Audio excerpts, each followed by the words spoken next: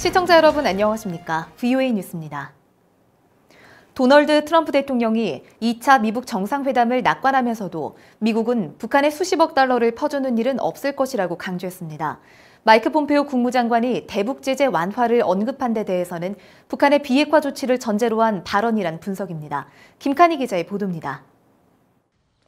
트럼프 대통령이 국가 비상사태 선포 기자회견에서 김정은 위원장과 매우 좋은 관계를 갖고 있다면서 2차 미북 정상회담 성공을 낙관했습니다.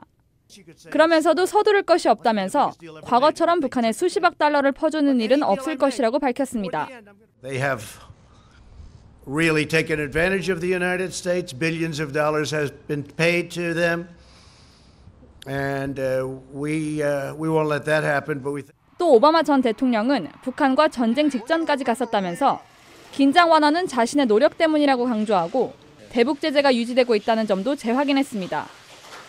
이런 가운데 폼페오 국무장관이 제재 완화를 대가로 좋은 결과를 내자는 것이 미국의 의도라고 한 어제 방송 인터뷰 발언과 관련해 좋은 결과는 북한의 비핵화 시간표 합의와 핵분열성 물질 생산 제한 등일 것이라는 분석이 나왔습니다.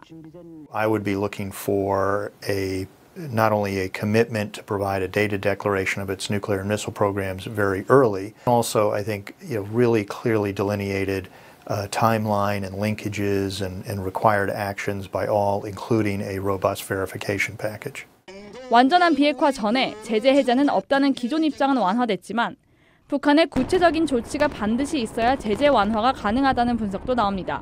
Eventually, they will have to offer that in order to get North Korean agreement to dismantle Yongbyon or take further steps to limit fissile material production.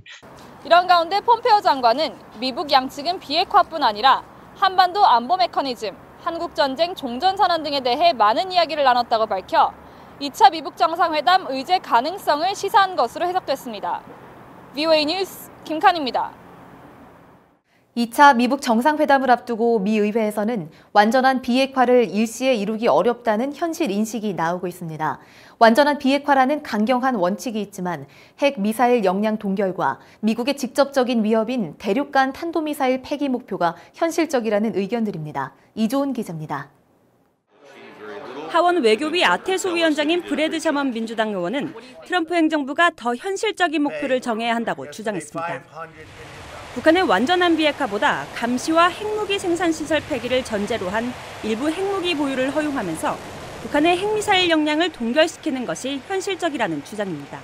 I do not think that Kim Jong-un will give up all of his nuclear weapons. If we could be in a circumstance where he has a limited number of highly monitored weapons, he freezes his missile technology program, that would make America safer. 먼저 미국의 위협이 되는 대륙간 탄도미사일 관련 기술 폐기에 초점을 맞추고 비핵화 방안을 마련하는 것이 수순이라는 의견도 있습니다. 북한의 비핵화는 단계적인 수순을 밟을 수밖에 없다는 겁니다. The biggest thing is for them to give up their intercontinental ballistic missiles so that they aren't a threat to the United States. 전직 관리들 사이에서도 북한의 완전한 비핵화는 당장의 현실적인 목표가 안 된다는 지적이 나옵니다. 조셉 나이 전 국무부 부차관은 북한이 정권 유지 수단인 핵을 포기하지 않을 것이라며 북한의 핵 활동 제한 방법을 찾아야 한다고 주장했습니다. If you say there has to be a timetable and inspection, a reasonable way to set limits on North Korea's nuclear plans, yes, but don't give away anything which would weaken the U.S.-South Korean alliance or the U.S.-Japan alliance. 물론 의회 내 중심에는 완전한 비핵화 목표를 유지한다는 강경 입장이 있습니다. U.S. law is very clear. Only upon complete, verifiable, irreversible denuclearization will sanctions be lifted. 가드너 소위원장은 또 너무 이른 시점에 대북 제재를 해제하지 않는다는 점을 분명히 해야 한다고 강조했습니다. VOA 뉴스 이조은입니다. 미 상원의 공화당 테드 크루즈 의원과 민주당 밥 메넨데즈 의원이 마이크 폼페오 국무장관에게 충실한 대북 제재 이행에 대한 미국과 한국 간 공조의 우려를 나타냈습니다.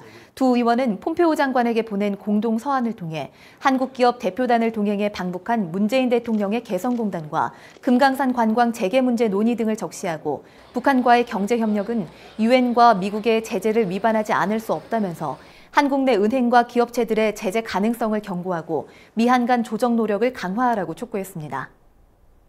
체코 정부가 북한에 지급돼야 할 물품 대금 약 10만 달러를 압류하고 조선무역은행과 연관된 의심 계좌를 동결한 것으로 전해졌습니다.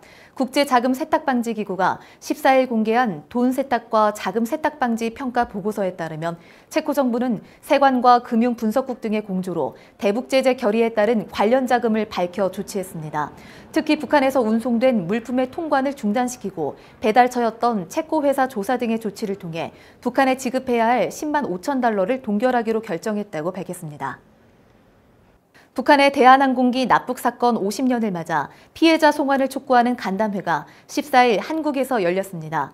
황인철 칼기 납치 피해자 가족회 대표는 간담회에서 자신의 아버지를 비롯해 대한민국 국민 11명이 가족들과 생리별을 한 고통의 시간인 반세기가 지났다며 문재인 대통령이 북한의 실종자 생사 확인과 송환을 촉구할 것을 요청하는 탄원문을 공개했습니다. VOA 뉴스 마칩니다. 시청해주신 여러분 고맙습니다.